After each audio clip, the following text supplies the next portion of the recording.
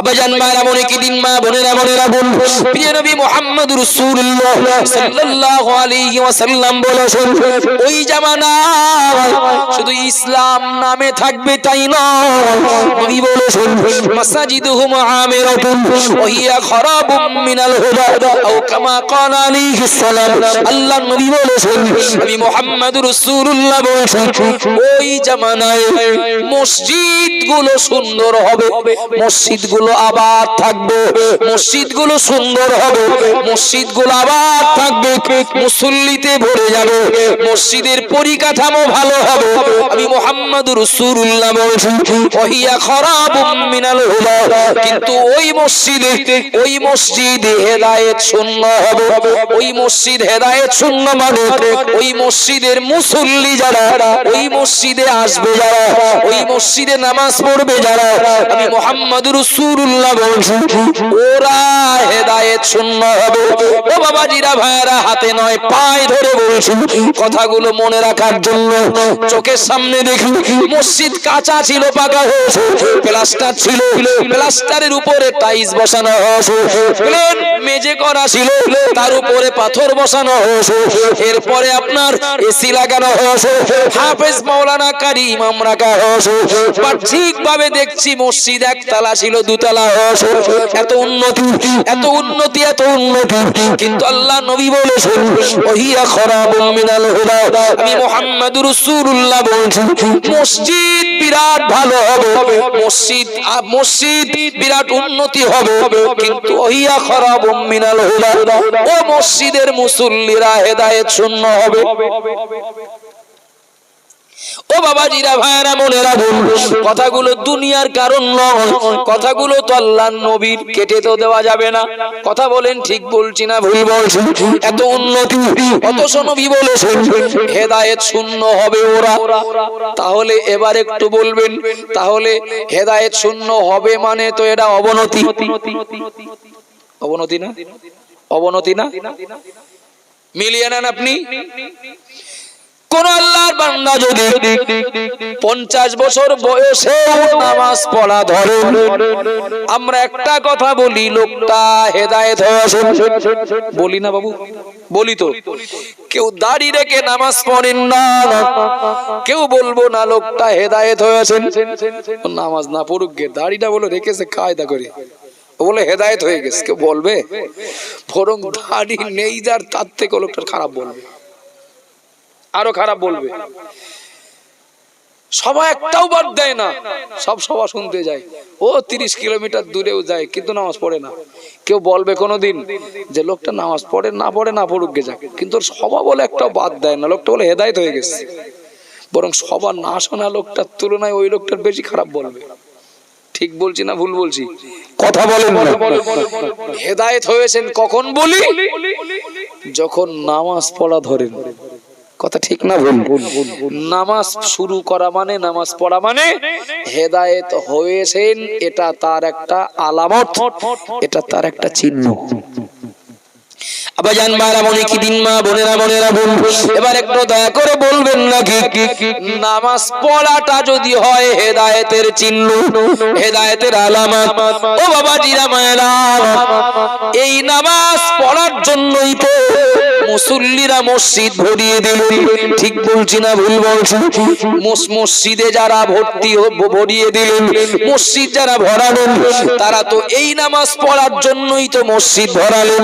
তার নামাজ যদি হেদায়েতের চিহ্ন হয়, নামাজ যদি হেদায়েতের আলামত হয়, তাহলে ওই নামাজ পড়তেই মসজিদ ভরল মানে মসজিদ তো হেদায়েত শূন্য হওয়ার কথা না, মসজিদ তো হেদায়েতে পরিপূর্ণ হওয়ার কথা। ঠিক না ভুল বাবা? নামাজ হেদায়েতের আলামত, আর ওই নামাজ পড়ার জন্যই তো মসজিদ ভর্তি হয়েছে, মুসল্লিরা ভরিয়ে দিয়েছে। আসলে মসজিদ তো হেদায়েতে পরিপূর্ণ হওয়ার কথা, কিন্তু নবী বলেছেন মসজিদ হেদায়েত শূন্য। কারণটা কি? কারণটা আপনাকে আমাকে অবশ্যই খুঁজে বার করতে হবে। মাথা থেকে পা চেহারাটা খুব সুন্দর, না না চেহারার দিকে তাকালে বোঝাই যায় না চেহারায় কোনো রোগ আছে, অথচ বলছেন লোকটা আমি অসুস্থ। ও বাবাজিরা, ভাইরা, বোনেরা, চামড়া কোথাও দাগ নেই, কোথাও কাটা নেই, কোথাও ঘা নেই, কোথাও কোনো ক্ষত চিহ্ন নেই। লোকটা যখন বলবেন আমি কিন্তু অসুস্থ, ডাক্তার তখন পরীক্ষা করতে বলবেন, ঠিক না ভুল? পরীক্ষা করতে বলবেন। মসজিদ ভালো, ইমাম ভালো, মুয়াজ্জিন ভালো, কমিটি ভালো, মুসল্লি ভালো, কিন্তু নবী বলেছেন ওহিয়া খরাবুম মিনাল হুদা, তার মানে খানিকটা বলা যায় ওরা রোগগ্রস্ত। সব ভালো কিন্তু ওরা রোগগ্রস্ত, অর্থাৎ হেদায়েত শূন্য। কেন রোগগ্রস্ত? তাহলে এবার পরীক্ষা করতে হবে কোন কারণে আমরা হেদায়েত শূন্য, কারণটা আমাদের উদ্ধার করতে হবে। কিছু মনে নিলে হবে না বাবা, আপনারা আমার শত্রু না যে আমি কাউকে কষ্ট দেওয়ার জন্য বলছি। লাভ কি আপনাদের কষ্ট দিয়ে আমার? একদম এক কথাই উত্তর দেবেন। একজন কঠোর পরিশ্রমী ভ্যান চালানার মাঠে কাজ করেন, আর একজন শিল্পপতি, এই দুজনের ভিতরে চামড়ার কোয়ালিটি কার ভালো হয়? কঠিন প্রশ্ন করলাম। একজন কঠোর পরিশ্রমী রৌদ্রে পুড়ে কাজ করেন, আর একজন শিল্পপতি, মানে এসি ছাড়া বাইরে থাকেন না, গাড়িতে এসি, বাড়ি এসি, অফিসে এসি, বাথরুমেও থাকলেও থাকতে পারে। তো সব সময় এসিতে থাকা মানুষটার চেহারার সৌন্দর্য বলি, তার চামড়ার মানে কালার বলি, কোয়ালিটি বলি, একটু ভালো হবে না? হবে না পরিশ্রমী লোকটার তুলনায়? একটু কথা বলেন না। এই দুজনার ভিতরে যে মানুষটা অনেক টাকার মালিক, তার চামড়ার কোয়ালিটি ভালো হবে, মানে পরিচর্যা করে রাখা আর কি। এই কঠোর পরিশ্রমী লোকটার তুলনায় এই অর্থশালী লোকটার বাড়িটা ভালো না? কঠোর পরিশ্রমী লোকটার তুলনায় অর্থশালী লোকটার বাড়ি, গাড়ি ভালো না? যানবাহন ভালো না? কঠোর পরিশ্রমী গরিব মানুষটার তুলনায় এই ধনী অর্থশালী মানুষটার ব্যাংকে টাকা বেশি না? কঠোর পরিশ্রমী গরিব মানুষটার তুলনায় এই ধনী মানুষটার মাথা থেকে পা পর্যন্ত চশমাটা পরেছেন 20,000 টাকা দাম, যে জামাটা গায়ে দিয়ে আসেন, যে প্যান্টটা পরেছেন ও জামা কাপড়ের দাম 5,000 টাকা। অর্থাৎ এই গরিব কঠোর পরিশ্রমী লোকটার তুলনায় এই অর্থশালী মানুষটার মাথা থেকে পা পর্যন্ত যে জিনিসপত্রগুলো পরে রেখেছেন সব দামি, ঠিক না বল? এই দুজন যদি আমাদের মজলিসে আসে, তো দুজনার ভিতরে অর্থশালী লোকটারই দিকেই বলো চেয়ারটা এগিয়ে যাবে। স্যার বসেন, বাবু বসেন। গরিব লোকটা এখন দাঁড়িয়ে থাকলেও একবার বলবো না চাচা চটে বসো। আবাজান মায়েরা, মনে কি দিন, মা বোনেরা, মনেরা বিচার দিচ্ছে এবার আপনাদের কাছে, একটু বলবেন নাকি? গরিব মানুষটা তার বাড়ি ভালো না, তার গাড়ি ভালো না, তার ব্যাংকে টাকা নেই, তার পোশাক পরিচ্ছদে ভিআইপি নেই, ওই মানুষটার চামড়ার কোয়ালিটিও ভালো না, সব সময় রৌদ্রে পড়ে, রৌদ্রে থাকেন, ঘাম ঝরানো কাজ করেন, সুতরাং তার চেহারার, তার চামড়ার কোয়ালিটি ভালো হবে বা কখন? ও বাবা জিরা, ভাইরা, মনেরা, ধনী মানুষটা সব দিক থেকে এগিয়ে, কিন্তু বলবেন নাকি এই দুজনার পিছনে যদি দুজন ডাক্তার লাগানো হয়, গরিব মানুষটার পিছনে একজন ডাক্তার থাকবেন, আর ধনী মানুষটার পিছনে আর একজন ডাক্তার থাকবেন। এই ডাক্তার দুজনের কাজ হলো এই দুজনার দেহে কার দেহে রোগ বেশি। তো সুইচ মারলাম আর লাইট জ্বলে উঠলো, যে দুজনের ভিতরে রোগ বেশি কার? এটা একটু খারাপ লাগছে না আপনাদের বলতে? গাড়ি ভালো, বাড়ি ভালো, এসি, সবসময় এসিতে থাকেন, চামড়ার কোয়ালিটি দুর্দান্ত, যে পোশাক পরিচ্ছদ সব বিরাট নামি দামি, এ লোকটা রোগ বেশি হবে?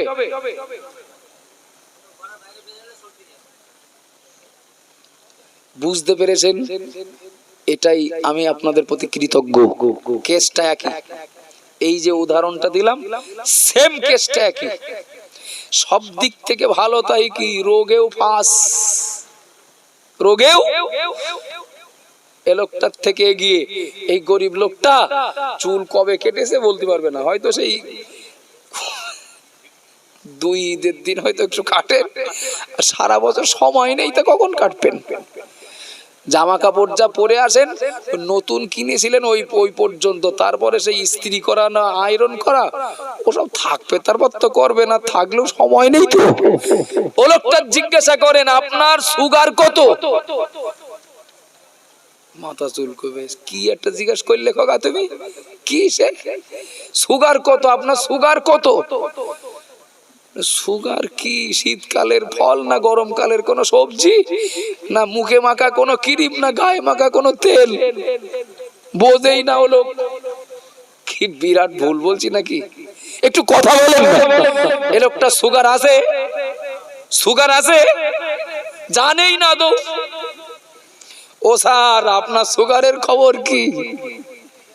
বলে আমি তো সপ্তাহে সপ্তাহে পরীক্ষা করি, গত সপ্তাহে 480 ছিল, এ সপ্তাহে এখনো দেখা হয়নি, তবে মাথাটা একটু টাল মারা মতো হচ্ছে, আজকালকের মধ্যে একটু পরীক্ষা করার দরকার। ঠিক বলছি না ভুল বলছি? কথা বলেন না বাবা। এ লোকটা জিজ্ঞেস করছে আপনার কোলেস্ট্রলের খবর কি? মানে সে তো আরো কঠিন জিনিস, জানেই না, বোঝেনি না। এ লোকটা জিজ্ঞাসা করলে মানে এই ভিআইপি লোকের পিছনে যে ডাক্তারটা থাকবে সে ডাক্তার লিখে পারবে না, রোগ লিখে পারবে না, আর এ লোকটার পিছনে যে ডাক্তারটা থাকবে কি লিখবে খুঁজে পাবে না। কি আমি ভুল বলছি নাকি? আব্বাজান ভাইরা মনে কি দিন, মা বোনেরা মনে রাখুন, 20 বছর 30 বছর 40 বছর 50 বছর আগের মসজিদ গুলো ছিল ওই গরিব মানুষটার মতো। আমার কথা বোঝার চেষ্টা করুন। 20 30 40 50 বছর আগে আমাদের মসজিদ গুলো ছিল ওই গরিব মানুষটার মতো। মসজিদের ইমাম ছিলেন ওই গরিব মানুষটার মতো, মসজিদে মুয়াজ্জিন ছিলেন ওই গরিব মানুষটার মতো, মসজিদের কমিটি ছিলেন ওই গরিব মানুষটার মতো, মসজিদের মুসল্লিরা ছিলেন ওই গরিব মানুষের মতো। কোয়ালিটি অত ভালো না, তবে রোগ কম ছিল। ঠিক না ভুল? কোয়ালিটি অত ভালো না, তবে রোগ ছিল কম। এখন সব ওই ভিআইপি লোকটার মতো, রোগও বেশি। ঠিক বলছি না ভুল বলছি? একটু কথা বলেন না বাবা। এখনকার মসজিদ, এখনকার আমাদের মতো মুসল্লি, এখনকার ইমাম, এখনকার মুয়াজ্জিন, এখনকার মসজিদের কমিটি বা কর্মকর্তা যারা, সব কিছু যদি ধরা হয় ওই ভদ্রলোক ওই ধনী লোকটার মতো ভিআইপি, খোঁজ নিয়ে দেখা যাবে রোগেও ভিআইপি। কথা ঠিক বলছি না ভুল বলছি? মসজিদ কমিটির কর্মকর্তাদের ভিতরেই তো পাওয়া যাবে, মসজিদ কমিটির কর্মকর্তাদের ভিতরেই পাওয়া যাবে। একদিকে নিজেরা যেমন আদেশ পালন করেন না, নিষেধ বর্জন করেন না, অপর দিকে পাওয়া যাবে কমিটির প্রধান কর্মকর্তাদেরই বাড়ির মহিলারা, কেউ মহিলা সমিতি, কেউ বন্ধনের নেত্রী। ঠিক না ভুল? ও বাবাজিরা ভাইরা মনে রাখুন, কিছু মনে নেন না। নবী কেন বলেছেন এমন একটা সময় চলে আসবে ইসলাম নামে থাকবে, নামে আসলে কাজে না। মসজিদ আবার থাকবে অথচ হেদায়েত শূন্য হবে। আল্লাহর নবী কেন বলেছিলেন? কারণ যদি খুঁজতে হয় তাহলে ডাক্তার লাগাতে হবে। চেহারা দেখে বলা যাবে না, চেহারা দেখলে তো ভিআইপি ভিআইপি লাগবে। আসলে সুস্থ না অসুস্থ, কতটা রোগ আছে ওটা ডাক্তার বুঝতে পারবেন। ঠিক বলছি না ভুল বলছি? ও বাবাজিরা ভাইরা মনে রাখুন, আমি দৃষ্টান্ত স্বরূপ যদি আপনাকে এর পরেও বলতে হয়, তাহলে আমি বলতে পারবো বাবা একটা মসজিদে মুসল্লিরা মসজিদ ভরিয়ে দিলেন।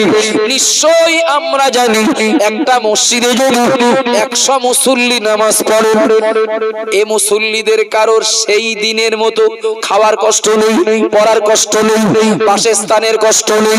সাহাবায়ে কেরামদের ভিতরে একজন সাহাবা হযরত তালহা রাদিয়াল্লাহু আনহু ফজরের নামাজ আদায় করে সবার আগে বাড়ি চলে যাচ্ছেন।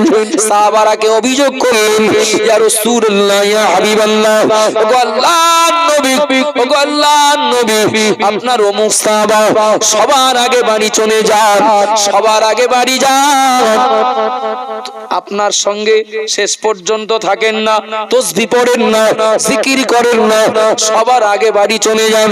হযরত তালহা রাদিয়াল্লাহু আনহু কিংবা অন্য কোন সাহাবা যিনি হন না কেন, ওই সাহাবার বিরুদ্ধে নবীর কাছে নালিশ করা হলো, ইয়া রাসূলুল্লাহ, ইয়া হাবিবাল্লাহ, হুজুর ওই সাহাবা সবার আগে বাড়ি চলে যান।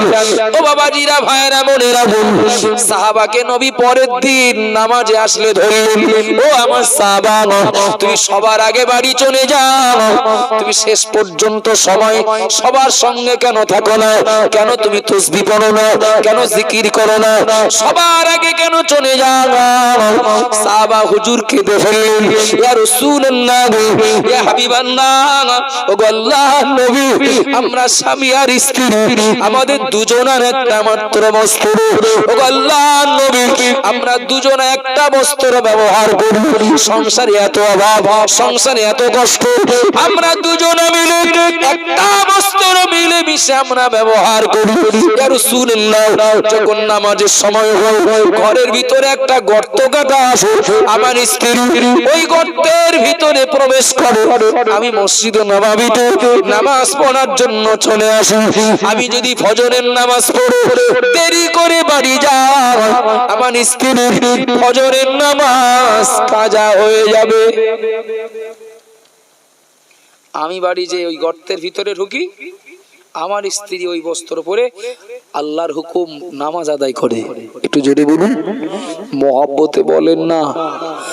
আচ্ছা, এই রকম অভাব কষ্ট এই গ্রামে কারোর আছে? আপনাদের থানার মধ্যে কারো আছে? জেলার মধ্যে কারো আছে? মনে হয় নেই, মনে হয় নেই। ছোট্ট করে একটু ভেবে উত্তর দেবেন। নবীর সাহাবা মানে নামাজ পড়ে আগে বাড়ি যাচ্ছেন, কেননা ওই বস্ত্র পরে স্ত্রী নামাজ পড়বেন। বর্তমান আমাদের মোজাহিক করা মসজিদে 100 মুসল্লি যারা নামাজ পড়তে আসেন, এদের কারোর কি ওই রকম অভাব কষ্ট আল্লাহ দিয়েছেন? দেননি তো? আচ্ছা, এই 100 মুসল্লি যারা নামাজ পড়তে এসেছেন, এই 100 মুসল্লির ভিতরে আমি বলবো না, আপনারা বলবেন, 100 মুসল্লির ভিতরে 10 জন মুসল্লি কি পাওয়া যাবে? যে 10 জন মুসল্লি যেভাবেই হোক হারাম রোজগার করেন, একটু কথা বলেন। এই 10 জন মুসল্লি কি 100-র ভিতরে পাওয়া যাবে? যে 10 জন মুসল্লি হারাম পথে অর্থ কামাই করেন, যে পথ আমার দেখার দরকার নেই, ওটার হারাম পাওয়া যাবে না? যাবে না। যদি যায়, আমার যুবক ভাইরা, আমি আপনাদের প্রতি অত্যন্ত খুশি যে আপনারা কথাগুলো শুনছেন এবং ফিডব্যাকটা দিচ্ছেন। একটু ছোট্ট করে ভেবে বলবেন, যদি 100-র ভিতরে 10 জন মুসল্লি হারাম পথে অর্থ কামাই করেন, তাহলে হারাম পথে অর্থ কামাই করাটা পাক না নাপাক? নাপাক তো। আচ্ছা, নামাজটা পড়তে গেলে প্রথম ফরজ, প্রথম শর্ত শরীর পাক করা। শরীর পাক করা প্রথম ফরজ। যদি নাপাক শরীরে নামাজ পড়া হয়, যদি এসি মসজিদে নামাজ পড়া হয়, শরীর যদি নাপাক হয় নামাজ হবে না। যদি মক্কার কাবার ইমামের পিছনে নামাজ পড়া হয়, শরীর যদি নাপাক হয় নামাজ হবে না। উপার্জন যদি হয় হারাম, ওই উপার্জনে ওই টাকা দিয়ে বাজার করেছেন, মাছ কিনেছেন, তরকারি কিনেছেন, গোশ কিনেছেন, উপার্জন যদি নাপাক হয় ওই খাবারগুলো নাপাক। আর ওই খেয়েই তো 86 কেজি ওজন হয়েছে। ওই খাবার খেয়ে 86 কেজি ওজন হয়েছে। চায়ের দোকানে বসে গল্প করে, বলে আমি দিন গেলে না শুধু ভেবে যাচ্ছি, গতবারে 75 ছিলাম, আমার 86। ওই মাল খেয়ে 86 কেজি ওজন হয়েছে। নামাজটা হতে গেলে শরীর পাক ফরজ শর্ত। শরীর যদি পাক হয় গাছতলায়ও নামাজ হবে, শরীর পাক হলে এ মাঠেও নামাজ হবে। হবে না? হবে না? এখন হারাম খেয়ে তো রক্ত গোশত চর্বি তৈরি হয়েছে, ওযু করে গোসল করে নাই বাইরে বাইরে ধুয়ে মুছে নিলাম, কিন্তু রক্ত গোশত চর্বি সব তো ওই 10 টাকায় লটারি কেটে 2 লাখ বেঁধেছিল, তাতে তো সমাজ বাজার করে খেয়েছি। আর ওতে 5 কেজি ভেবেছে। এখন ও রক্ত গোশত চর্বি পাক করবে কি দিয়ে? রাগ করছেন নাকি আমার কথায়? কেন বলেছেন নবী মসজিদ সুন্দর হবে, মুসল্লি ভরে যাবে, কিন্তু ওরা হেদায়েত শূন্য হবে? কারণগুলো হচ্ছে এই বাবা। আবাজান মায়েরা মনে কি দিন, মা বোনেরা মনে রাখুন, আমি সারা মসজিদের মুসল্লিদের নেইনি, আমি 10 জন মুসল্লিকে নিয়েছি। যদি উপার্জন হারাম পথে হয়, হারাম পথে উপার্জন করবে যারা, তারা কখনোই শরীর পাক করতে পারবে না। ঠিক বলছি না ভুল বলছি? দ্বিতীয় ফরজ হলো কাপড় পাক করা। আমরা জানি বাবা উম্মতে মুহাম্মাদির জন্য শরীয়তের বিধান হলো কাপড়ে যদি নাপাকি লাগে, যদি নোংরা লাগে, 3 বার ধুয়ে নিলে পাক হয়ে যাবে। সুবহানাল্লাহ বলেন। 3 বার কাপড় ধুয়ে নিলে পাক হয়ে যাবে। ও বাবাজিরা ভাইরা মনে রাখুন, আমার এই জামায় নাপাকি লাগলো, আমার কাপড়ে নাপাকি লাগলো, নোংরা লাগলো, 3 বার ধুয়ে নিলাম, পাক হয়ে যাবে। কাপড়টা যদি নাপাক টাকা দিয়ে কেনা হয়, নাপাক লাগলে 3 বার ধুলে পাক।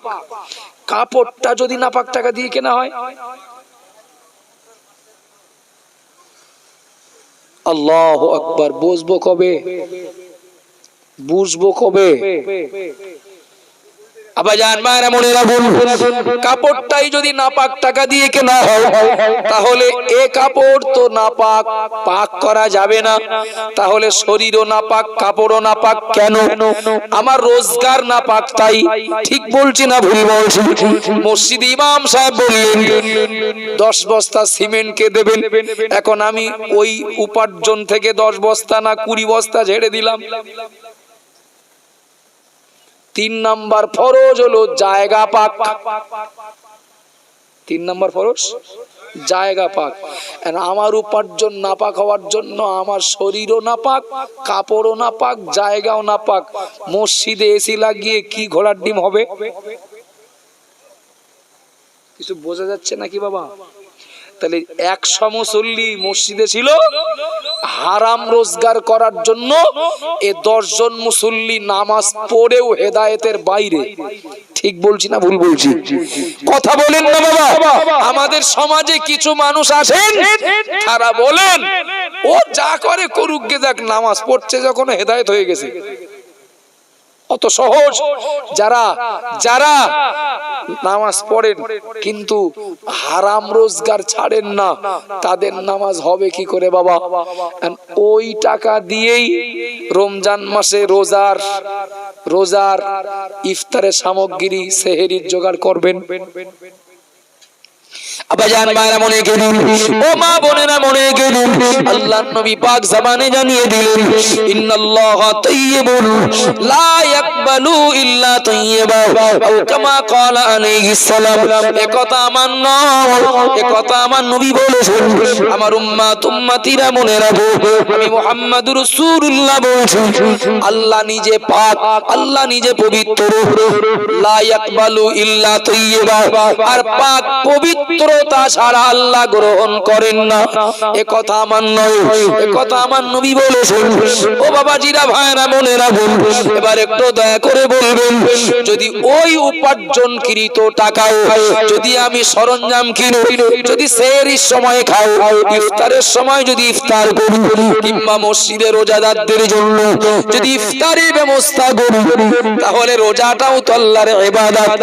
শুরু হয় যদি হারাম খাবার দিয়ে, শেষ হয় অর্থাৎ ইফতার যদি হয় হারাম দিয়ে, তাহলে মনে রাখুন দুনিয়ার মানুষ রোজাদার বলবে, কিন্তু আল্লাহর কাছে ও রোজা কবুল হওয়ার কথা না। ওই টাকা দিয়ে হজ করতে যাবেন, হজ করে বাড়ি আসলে সবাই বলবে না হাজি,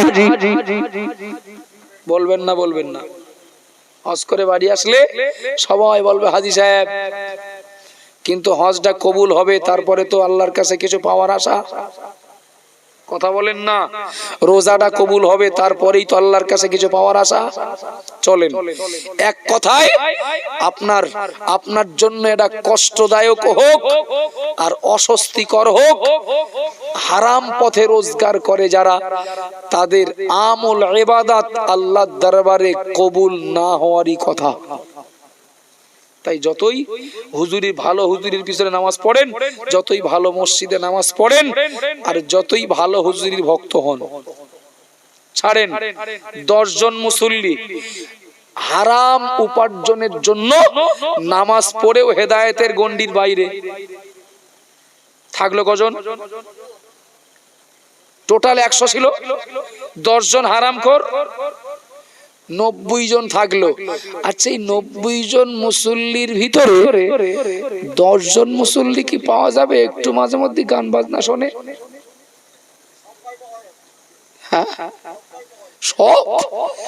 সব নেবো কি জন্য? এখনো অনেক ভাগের তরকারি আছে, তো সব এক ভাগের খেলি হবে?